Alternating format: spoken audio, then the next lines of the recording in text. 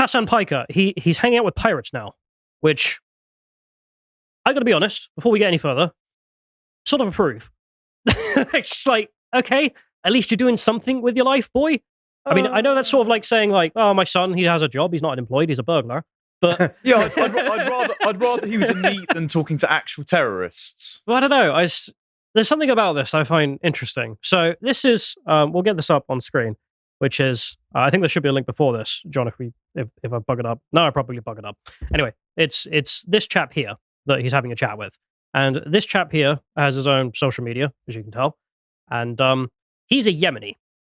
Now, of course, because people like Hasan have decided that they're now experts on Yemen, because, sorry, I just got bored of that aspect of the internet. It's just like a foreign thing. I know everything about it. So, okay. I mean, you're famously stupid. I mean, we're dealing with someone who has famously said that he is a propagandist. Didn't he say that he doesn't know anything on Piers Morgan? Yeah. So it's just like, okay, that's Are you suggesting Hasan Piker knowledge, his knowledge of Yemeni culture and history isn't that deep? Is that what you're saying? I'm more just bored by like, oh, I know everything about this. And it's like, you clearly don't. But he decided to interview this guy about Yemen. And just before we go, we'll translate this post here, saying it was a great interview to have him on. So that's good for him. He does ask him if he'd like to come to Yemen to go and be a pirate, yar har. And Hasan's response is one day. Really?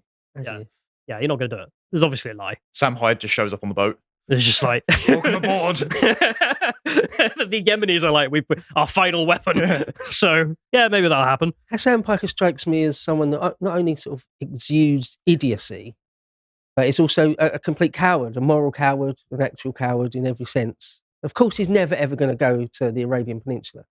That's sort of my... so there's some criticisms out there of this, which is don't talk to terrorists. I mean, that's one of the main criticisms.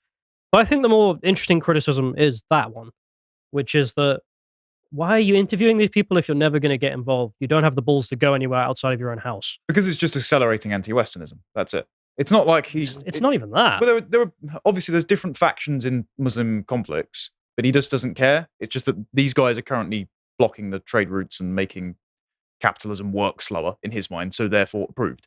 Got to get on board. Know nothing about the place, know nothing about the people, but you're making it inconvenient for America. So America bad. The other thing is, if he's sort of Turkish or pro-Turkish, or his background, his ethnicity is sort of Ottoman or Turkish in some sense, they're sort of historically enemies of the Yemenis. It's just, I think it's what Connor was saying. Just at the moment, they're a thorn in the United States' side. Therefore, he's pro them. This is the guy who says, said, goes any deeper than that. He did say America deserved 9/11. That is how shallow his thinking is. And evil, yeah. Hi folks, sorry to interrupt the video, but I just wanted to announce that we have a new line of merch in our merch store. The merch store was kind of empty for a while, and so I thought, right, okay, what do I actually want on shirts? And so I just went through some of the most epic and true things that I think that historical people have said, and John managed to make an amazing set of merch out of it. And we will have extra things coming in the store, such as posters for these to go on. Thanks for everything, folks. Now back to the video. But getting back to the main criticism, the mainstream one, which is don't talk terrorists. I mean, maybe I'm biased, but I don't really care about this. And it's also something I think is probably natural as an endpoint of the internet, and probably is actually a good thing, which is that you can talk to your enemies regarding to whatever conflict's going on. That is actually kind of cool. I mean, thinking back to the 2003 invasion of Iraq, I mean, if you could directly talk to Iraqis and have them explain, no, bro, we literally don't have WMDs. Like, we're Saddam Hussein's boys. Don't get me wrong, not the politest of chaps, but it has now become absolutely evident that that war was completely pointless and has made Iraq worse off and the entire region, and is still ongoing in an insurgency. So it's just like, okay. I think it actually is a positive that in the modern world you can go and talk to the enemies and find out that they are human. They do have mad views. They are a bit politically incorrect on a lot of things, but it is quite nice to actually just go and find out what the enemy think. That doesn't stop you being enemies. It doesn't mean you have to suddenly become best friends or something, but I think it's a natural extension of the internet. So there's two arguments, aren't there? There's one, just never ever have any truck with terrorists ever under any circumstances, as sort of a moral imperative. Then there's the other argument that, dialogue is always good, or that it's possible for something to come from a dialogue with your absolute enemies. I obviously think there's somewhere in between, right? depends who you are, right? Because if you're the US government, something to be done. You know, there's like high level stuff. You both own jet fighters. But if you're just an average guy, like this is more about just learning about the world, which actually, you know, baby steps. I mean, this is up from just eating turkey dinosaurs. I think is actually positive because I'm thinking, for example, that let's take the most extreme thing in which Vice sent one of their reporters to go and live with ISIS for like a month.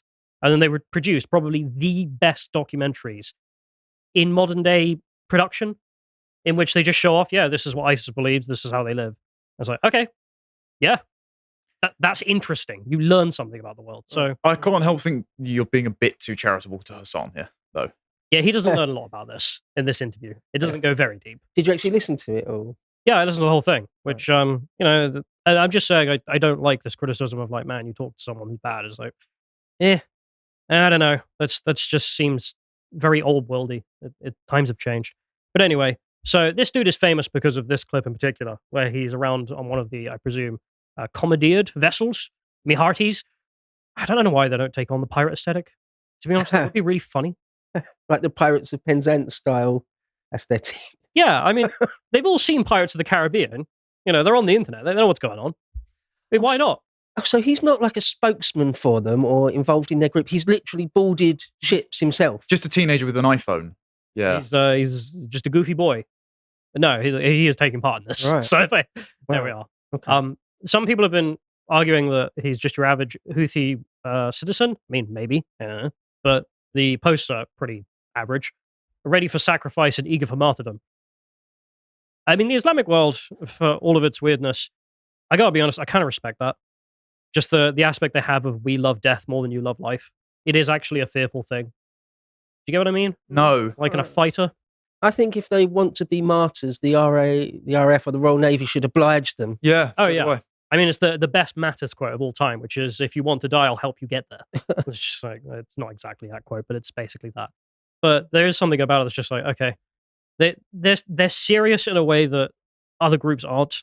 Like, they are actually just like, yeah, I will die killing you and I don't care. Sure, they've got more It's like, conviction okay. than the current American military that's doing the two mums adverts, but the That's what I'm cause getting that they're doing it for is objectionable. I wasn't talking about the cause. Yeah, I have heard that like people in the Pacific War, Americans in the Pacific War against the Japanese in the late stages when there were kamikaze attacks, they said it was the most terrifying thing. You got to kind of, It was genuinely terrifying. you've genuinely got to kind of respect the kamikaze pilots because you guys are mental. On some level, I But- get what you mean. On there's an aspect to it. Like Right, yeah. guys in a fort who literally will fight to the death before surrendering. Anyway, that's a Yeah. whole side point, Right, but okay, yeah, let's move on. yeah. Because they had the interview and he started asking about anime, of course, which isn't that insightful. I mean, the dude watches some specific anime called One Piece. That's about pirates. Okay. Yeah. And he starts saying that the guy is like Luffy, which is one of the characters. Get back to that in a minute. Because the thing is, that was the framing of all of this. This is what people shared around, which is, man, he likes anime. It's so cool. And then people were like, oh, you know that main character you're comparing him to? He freed slaves. And the Houthis have a different view on slavery, which They have the Islamic view. is it's pretty cool. Anyway, Really? yeah, They're something like that. pro-slavery, okay. I've read the Quran, but there we are. A lot of people start making memes about this. Interviewing Hitler, he loves dogs. Yeah, I mean, this is the thing. If you wanted to do interviews with people, I don't know what people were expecting from Hasan Piker. Like, he wasn't going to do the sit down and be like, "Oh, so explain to me why your cause is actually just, and these are some criticisms." Like, you were just going to get a guy who's like, "What? You're anti-American? Me too." Which, yeah, there we are. Getting back to that slavery thing, I didn't know this was a thing because, like everyone else, I don't know nothing about Yemen. Why would I? But apparently, they have slavery, and they're promotive of it. And for some reason, once this was found out by the online leftists who were obsessed with Yemen, they jumped on board with, actually, slavery is not that bad. Which I just want to bask in for a minute. I mean, you got this guy here. What the West calls slavery in the Islamic world isn't really slavery. It's slavery with extra steps. No, it's more like a paternalistic relationship between two distinct social classes. But don't they think all social class is a marker of oppression?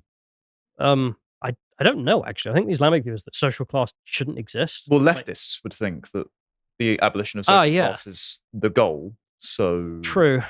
its kind, humane agency respecting and slaves have even created proper royal dynasties in many Islamic realms. Hmm. I was like, okay, you didn't have to tweet that. Yeah, the bourgeoisie have a paternalistic relationship with the proletariat, and suddenly all of Marxism just dissipates. Well, I wonder what are the social classes referred to there? Is it that the Yemenis take sub-Saharan Africans as slaves? I mean, in Arabia, I mean, the good old days. historically, that's usually the thing. In modern Libya, they have open-air castrated black slave markets still. Thanks, Hillary Clinton. Someone's got to mine Right. that oil. I don't know if the do Yemenis they are do? enslaved. Sorry? What do they do with the slaves in Libya? Oh, they probably put them to work on the Belt and Road, so they're the ones in the cobalt mines. They have cobalt mines in Libya? No, they'll move them everywhere, won't they? Oh, I thought they're just the slavery in Libya. Like, in my head, I was thinking Libyan plantations, and I thought it's a desert. That doesn't make any sense. Yeah, they'll Sorry. probably just sell them to other countries. Yeah, for some reason, all the Libyans have taken on that white suit and hat, and anyway, a whole other thing. But I don't bring this up for no reason. I bring it up to make that point about Hasan here. Why? Genuinely, why are you even interested in Yemen? I mean, it is just kind of embarrassing, and you get this from both sides of the Israel-Palestine conflict. I mean, everyone's familiar with the hordes of Indians who are like, I love in Israel. Israel is my homeland. I'm going to Israel. I was like, you're Indian. What are you doing? I don't get it. Like, genuinely, I'm just dumbfounded. If someone could explain to me why this happens, I guess feel free to leave comments. And this is the opposite side you get here, obviously, where it's like, man, I hate America, so I'll defend this Yemeni tribe I've never heard of nor care about. They do slavery. That's actually good, I guess. I mean, it's like J-Reg trying to defend the top left position there. But I mean, Memology found this one, which is great. I mean, this dude here, he's a white guy, in case you're wondering. But he decided to turn his Twitter name into Spaghetti. And he says, I don't want to entertain this whole Houthi slavery nonsense, but it's been going on. And then he writes this like massive block of text where he's just talking about how it's not real slavery. It's actually, the slavery is abolished. And of course, just gets community noted. Why are you lying? Why are you doing this? What are you doing with your life? I mean, genuinely, if you're interested in the place, you have an interest in the Houthis or their cause or something cool, go there, film it, chat to the guy on stream. That's something. But just becoming a guy who's like, slavery good, actually? What is the point? What is genuinely the point in what you're doing? I think the thing is, when you've got some sort of intellectual or moral honesty, some sort of real framework in which to frame new things that happen in the world, that's one thing. But when you have to revert straight away to just gymnastics, mental gymnastics to make things make sense because you've got no actual moral compass, then, well, you immediately end up like this, don't you? Trying to justify things that are unjustifiable or things that contradict what you said yesterday. That's what a lot of sort of wokists, leftists, socialist globalists, you have to resort to that immediately. Well, they believe there is no truth but power. So actually, ethical consistency and truth doesn't matter as long as you're winning. That's actually something Walsh has said. So, but then you're dealing with something so far away from any type of what winning could be seen to be in your community. It's just, why?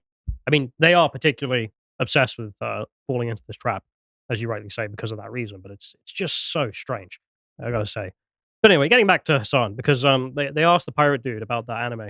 Apparently, he responded, I don't actually care about that anime. I'm doing this for one piece, as in peace with Palestine. That's his concern. And you do get somewhat of a mindset here, at least from what he explains, which is that, like Osama bin Laden, actually, he's a teenager who's obsessed with Palestine. And as a result, has just ended up doing what he's doing. It's like, okay, average Arab world country. There we are. Hasan has responded to criticism of this by saying that he interviewed the Yemeni quote-unquote pirate yesterday. All he cares about is freeing Palestine, turns out. They're not part of a militancy, according to him, and he's 19. I'm so radicalized against twinks. Twink death cannot be accelerated fast enough. What? So he's called him Yemeni Timothy Chalamet, right? Have you not seen the Age of Twink thing that's come out recently, where basically it's celebrating young, like fresh-faced, boyish-looking men as the apex of attractiveness? And so this is like birth control brain, where they prefer less masculine men. So that's what he's marketing it based on. He's trying to say, oh, look at this pretty boy terrorist. Isn't he really nice looking? It's like, I can't wait for this paradigm to die. I've never heard of All right. Timothy, whoever that is, before. He's the guy in the new Dune. Oh, okay. The totally unbelievable action hero. I Yeah. have seen that. Yeah. Yeah, exactly. So that's why he's saying he looks like him. He's like, oh, isn't he dreamy? Isn't he really dreamy terrorist?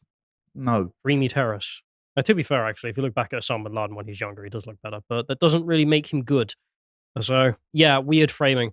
But he goes on to say here that he's just interested in the fact that he's not part of a military, he's just a 19-year-old.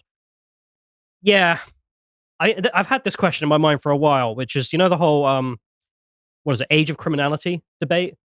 I think in the UK it's now like 10. So at the age of 10, you're liable for the crimes you commit. Right. So if you do kill someone, like, no, you did kill them. You know what you're doing, even though you're 10 years old.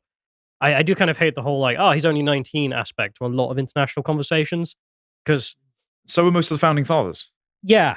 The modern day America and the West, of course, where we baby ourselves until you're not really a proper man, until you're like mid-20s or even 30s at this point. The rest of the third world doesn't deal in that factor. I mean, there was this guy I met in Afghanistan. We had a debate about what makes you a man at that certain age. And he said, well, guess my age. And he looks like 29.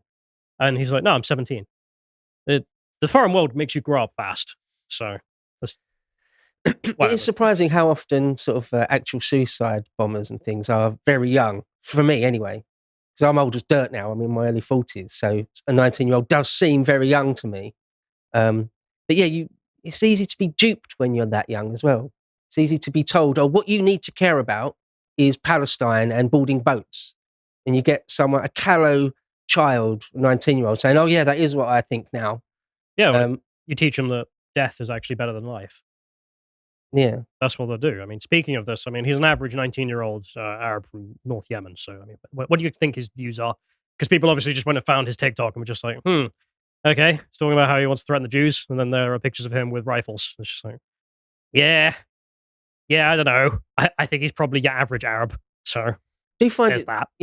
Perhaps it's not surprising. Surprising is probably not the right word, but that, quite often a suicide bomber is 19 or 22 or something. You think you're so certain of yourself that you're prepared to do crazy stuff, murderous stuff, suicidal stuff. You're that convinced that you're correct, that your whole worldview is that, you're that certain of it. I mean, yeah, it takes, as I say, someone that's probably quite callow, really, not really thinking for themselves properly.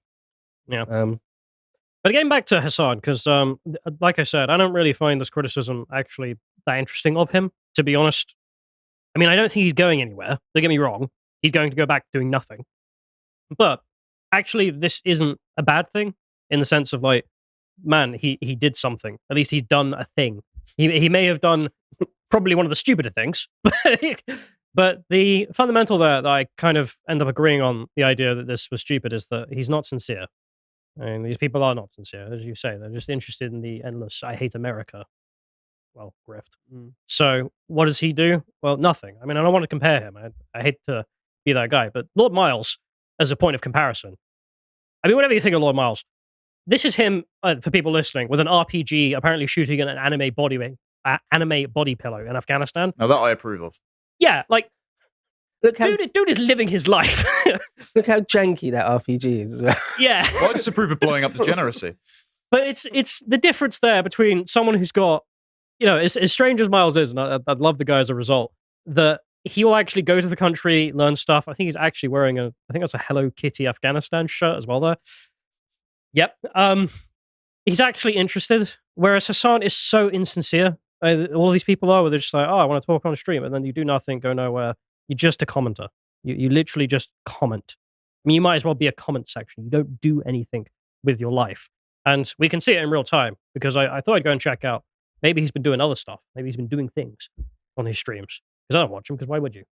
So, just incidentally, is Hello Kitty Taliban friendly? Is it not haram, Hello Kitty? They apparently really liked watching Titanic, so... Yeah? Really? Yeah. There's that one scene they had to cut, because it's haram. No. All right. Getting back to Hasan. I went and checked out his most recent stream, and I was watching some of it, and as you can see, the thing is 8 hours long, so I don't really know who's doing this. But, I mean, the dude is still huge, somehow. So... But there's a lot of low IQ people, genuinely. Well, I don't know if it's even that. I think people watch it because other people's content is being played. Yeah, but they watch it so they can have some kind of like emotional comfort blanket. So my feelings feel validated because streamer has exact same reaction to me. Oh, look, my ceiling bird is chirping, basically. I'm not sure it's that, because my gut instinct was very similar, but it's something that has occurred on the internet, which is just part of the game. I mean, we whine about it occasionally in the office and whatnot. Is accounts that literally just steal other people's content and then that's all they post. Oh, yeah, Miles Chong, yeah. They never do anything. They never go and post something. If they actually do that or create something, like fair enough, and then you post other things, fine. But those accounts that literally just post other people's stuff. I mean, like there's one recently that posted a video that was meant to be Turkic language, and it was like, oh, Turkic language sounds like this, and it was just no audio on the video, and then they got like 10,000 likes. And a lot of people were theorizing this shows that these accounts are also run by bots, and the people following them are mass bots. Who knows? But it seems to be that part of the internet is just instead people stealing content and then putting their face near it. And that's the end of it. And I think genuinely that's actually the pull of Hasan's stuff. Because, I mean, let's just check out a piece of content here in which, of course, he just walks out. Predecessor had worked so hard to create, claiming that the occupation of all this land and its people So he's supposed to be in the wasn't bottom right-hand conquest, corner and just isn't but even rather the doing key that. for security of the Right, Jewish yeah. people. They That's had madness to do to that. me. Security was the one crazy. and only I've justification. I've for never all of this. understood. Oh, sorry. Get the audio Hear off it. so people can hear you. Sorry, do you want to hear it? No, I don't. I mean, this is You Johnny don't? Harris talking about this, which I like Johnny. He's an interesting guy. I think his views are a bit nuts. But what am I looking at? There's nothing here. Yeah. Quite a fair bit of reaction content I've seen, not that it's very much. Quite often they're sitting there not saying anything. They're not even changing their expression or anything. But at least they're sitting there on camera. He's not even on camera. It's crazy to me. I don't know how, and I've got no explanation for why someone like Hasan Piker or the Young Turks have got any sort of audience. I can't explain it. Because we're talking about them. No, they're much bigger than us and have much Yeah. larger reaches. Yeah, they do have big audiences. I mean, So there we are. I mean, the rest of it, he is on screen, but he's literally just playing other people's stuff for 8 solid hours, which, there we go. I think genuinely he shouldn't be put in the camp of like weird socialist YouTubers because I don't fundamentally think that's actually what he is because the market for that in terms of audience seems to peak out and then not grow for most spreadtubers at like, I don't know, 300,000, something like that. But people like Hasan seem to actually survive on just, I watch someone else's thing, put it on stream. That's genuinely what he is. He is a React streamer. So there we are. I'll just end this off with, obviously Destiny had something to say, being one of his old friends who is now disconnected. He's offering $1 million if he goes and meets the pirates. Hell, I'd do it for $1 million, but Hasan's definitely not going to. There we are. there's someone like Destiny or Volsh, perhaps. Maybe it's the phenomenon that they've got a self-perpetuating spiral of failing upwards. That you're well known, you've got name recognition. Doesn't really matter that your content is laughable, Or if there is no content. or if there isn't any content, right? But you're known. You're like Hasan Piker's internet famous, right? Destiny's internet famous. That's enough, At least I Destiny. guess. I don't know. I'll end this off because I'm out of time, which is just to Right. show a last meme because, I mean, if these things are going to happen, let's get some laughs out of it, which is the East India Company here writing in ye olden days that Hasan is talking to pirates on Twitch. Very cool, but there we are. So, yeah, if you want to be a pirate, turns out you just find them online, like the Taliban or well, pretty much anyone of these days. If you appreciated that episode from the podcast of the Lotus Eaters, you can go to lotuseaters.com to get access to all the premium content that is on the site, such as the Epoch series, this episode on King John. If you'd like to find out what else is being put out, you can follow on Twitter at lotuseaters_com on Twitter. Thank you and goodbye.